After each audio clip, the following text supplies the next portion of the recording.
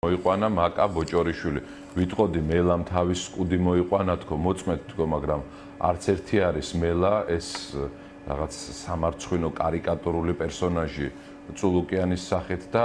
მაკა ბოჭორიშვილი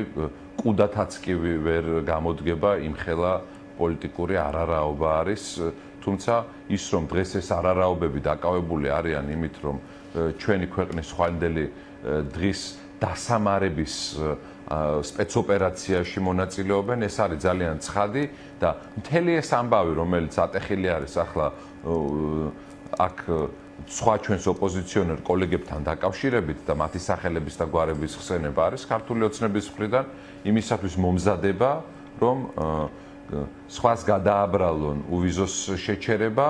რომელიც ქართული ოცნების გამო დადგა დღის წესრიგში და ჩვენი ძალიან აქტიური მცდელობის მიუხედავად მაინც დგას ეს დღის წესრიგში, იმის მიუხედავად რომ ჩვენ ღიათაც და ჩვენს პარტნიორებთან საუბარშიც ვამბობთ, რომ ამის გაკეთება დააზიანებს ქართულ ხალხს, მათ შორის დააზიანებს იმ უამრავ ადამიანს, რომელიც სწორედ ქართული ოცნების ეკონომიკური პერსპექტივების გამო ამ უვიზო მიმოსვლას იყენებს იმისთვის, რომ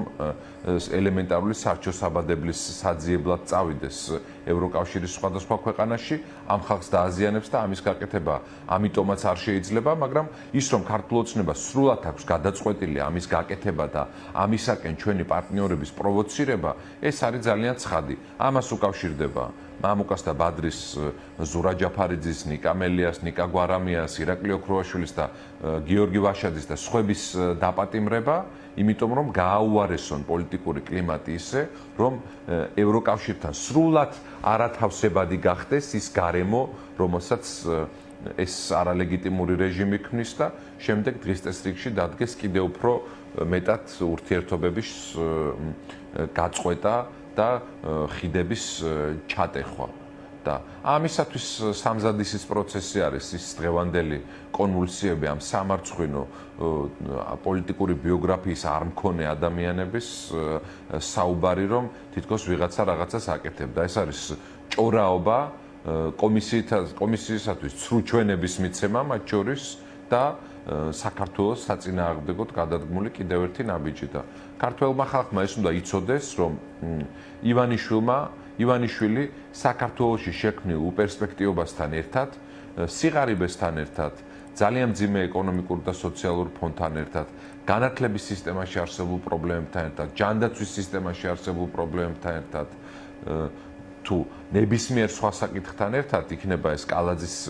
ხელით მიმდინარე ურბანული გენოციდი და სხვა საკითხები, ივანიშვილი ამ ყველაფერთან ერთად პასუხისმგებელი არის იმაზე, რომ დღის წესრიგში დადგა კიდევ უფრო მეტად დისტანცირება ევროკავშირის და იმ სიკეთეების ჩამორთმევა, რომელიც საქართველოს აქვს მიღებული. და სწორედ ქართველი ხალხის ევროკავშირის და ევროპული იდეალების მიმართ ერთგულების გამო აქვს მიღებული. საბა, თქვენი გუნდიდან ანანას რუშვილზე და სალომე სამადაშვილზეა საუბარი, ისინი ხვდებიან სწორედ ამ ახალ სიაში და კიდევ ერთხელ ვიტყვი, ინტერესის შემთხვევაში შესაძლოა გამოიძახონ, დაიბარონ ამ კომისიაზე აღნიშნული პირები, ვნახოთ რა შეიძლება იყოს მათი პასუხი და იმდენი განაჩენი არის უკვე გამზადებული, რომ არც ამის პროგნოზირება არ რთული, რითი შეიძლება ეს პროცესი დასრულდეს, ხომ, საბა. სალომე სამადაშვილის სტატუსი იყო, ის არ იმყოფება, როგორც ცნობილია ქვეყანაში, მან დაწერა, რომ საინტერესოა ბოჭორიშვილმა რატომ გამოტოვა თავისი ბიოგრაფიიდან, როგორ იყო განწესებული ევროპარლამენტში სამუშაოდ ივანიშვილის მიერ წარმოებული კამპანიის გასანეიტრალებლად და ის ამბობს, რომ საერთოდაც ბოჭორიშვილი იყო დიდი ნიშნით. ეს ის პერიოდია, როდესაც სალომე სამადაშვილი საქართველოს წარმოადგენდა ევროკავშირში და ის მუშაობდა ის წლების განმავლობაში ელჩად, როგორც ცნობილია. საბა, აი რაციონალური შეფასების მიღმა არის ახლა ის პროცესი, რასაც ჩვენ ვუყურებთ, იმიტომ რომ ახეთ რას დაემსგავსა საგარეო საქმეთა სამინისტრო კარიერული დიპლომატების გადინება, საქართველოს საერთაშორისო იზოლაცია და ხედავთ, რომ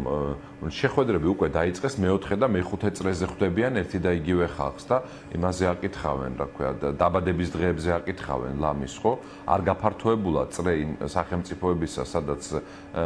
ეს ხალხი დაკავებული არის რაღაც საგარეო პოლიტიკური საქმიანობით და დაეხეტებიან ერთსა და იმავე წერტილებში. ეს არის ჩვენი უშუალო სამეზობლო და მოგეხსენებათ, რომ ნებისმიერ ვითარებაში ჩვენი მეზობლები საქართველოსთან ინარჩუნებენ სტრატეგიულ და ძალიან მნიშვნელოვან ურთიერთობას, ვინც არ უნდა იყოს ხელისუფლებაში. ეს არის უნგრეთი, სადაც არ ვიცი, იმდენჯერ იყვნენ ჩასულები, რომ კომიკურად გამოიყურება მათი ეს ვოიაჟები და ცენტრალური აზიის სახელმწიფოები და არაბეთის გაერთიანებული საემიროები ოღონდ. იქაც როგორც ვნახეთ, იმისთვის კი არ დადიან, რომ საქართველოში რაღაცა ეკონომიკური კეთილდღეობა და სიკეთე მოიტანონ. არა, თურმე დადიან იმისათვის, რომ ბაჩიაშვილის ასეთი ბანდიტური ფორმით ექსტრადირება მოხდეს, დადიან იმისთვის, რომ განიავდნენ და იქ სადმე არ შეხვდეს ვიღაცა და საზოგადოებასთან არ მოუწიოსთ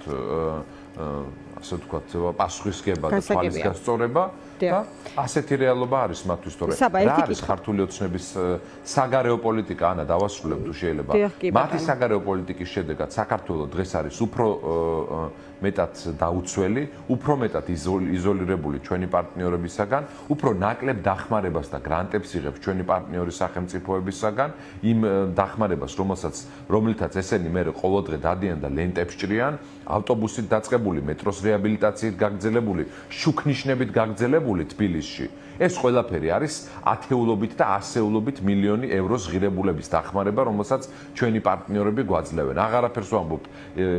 იმაზე, თუ რამდენი მილიონი აქვს დახარჯული EBRD-ის ჰესებში და კერძო სექტორში ჩადებულ ინვესტიციებს და ეს ხალხი დაკავებული არის იმით, რომ გაანადგუროს ეს მრავალწლიანი ურთიერთობები და მათი საგარეო პოლიტიკა არის რუსეთის ნების გატარება და ამ რუსული სპეცოპერაციის აღსრულება საქართველოში. არანაირი ბალანსი არ არსებობს, რასაც თვეების განმავლობაში საზოგადოებას ატყუებდნენ, რომ თითქოს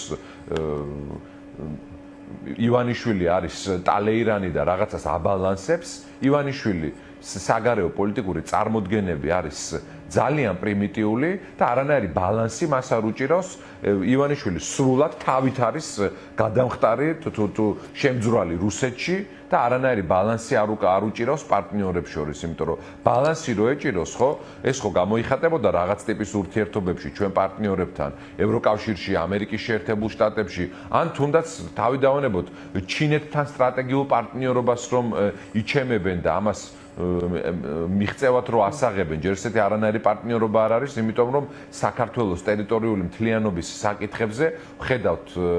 კენჭისყრაში რა პოზიციებს აფიქსირებს ჩინეთიც და ირანიც, სადაც კობახიძე პირადად დადიოდა. ამიტომაც არანაირი ბალანსი და სტრატეგიული პოლიტიკა არ არსებობს, ეს არის საქართველოს სუვერენიტეტისათვის ძირის გამოთხვრის სპეცოპერაცია და არანაირი საგარეო პოლიტიკა. ანუ გეკითხებოდით წინა კითხვის დროს, ანუ რაციონალურ შეფასებასთან თავსებადი რამდენად არის ის სურათი, რომელიც ახლა შეიქმნა ქვეყანაში და კიდევ ერთხელ ვიტყვი, რომ ახალი სია არის წარმოდგენილი, სადაც ძალიან მარტივი პროგნოზი შეიძლება გაკეთდეს. უბრალოდ თუ აი ეს ჯგუფი შეიკრიბება ქართულ ოცნებაში და გადაწყვეტს, რომ მოდი ეს ხალხიც დავიბაროთ, იმის შემდეგ რაც მოხდება, მე მგონი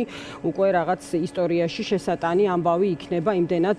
მრავალრიცხოვანი შეიძლება აღმოჩნდეს აი ამ კომისიაზე არმისთვის გამო დაკავებული პირების რაოდენობა. ამას იმიტომ ვლაპარაკობ, რომ დამდგარი განაჩენები გვაძლევს ამ პროგნოზის გაკეთების, ასე ვთქვათ, საშუალებას, ხო? საბა, ყველაზე ხშირად დასმული კითხვა ამ დღეების განმავლობაში, აი იმ სურათის შემდეგ, რაც ვნახეთ, ხო, იგივე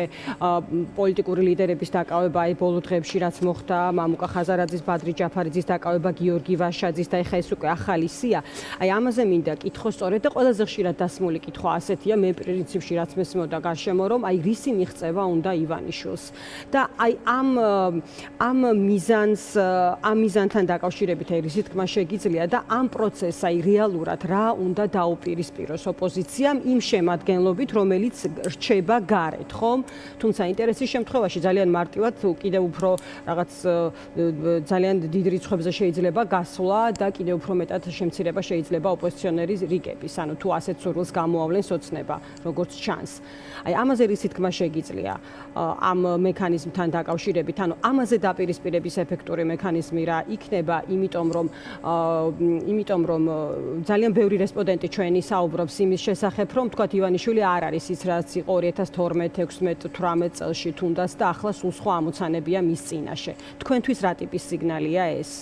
მისი ამოცანები ყოველთვის იყო ერთი და იგივე ჩემი აზრით, ხელისუფლების შენარჩუნება და ძალაუფლების გამოყენება პირადი კეთილდღეობისთვის, პირადი გამდიდრებისათვის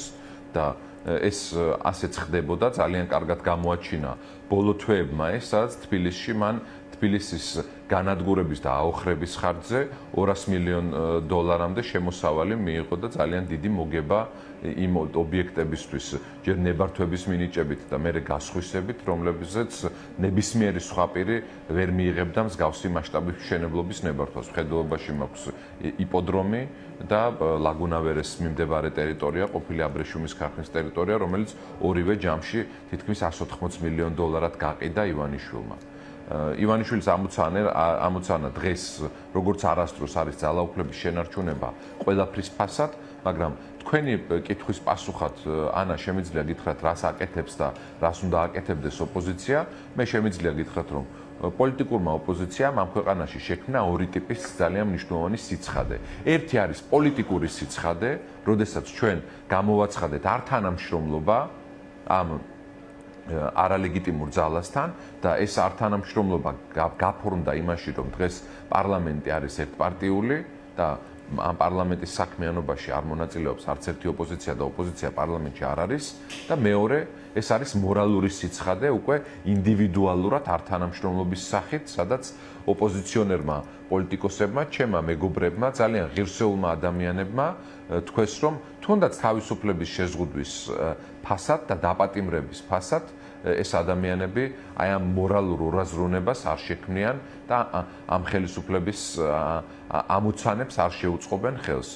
ჯერ დავტოვეთ მანდატები და მერე ნახეთ, რომ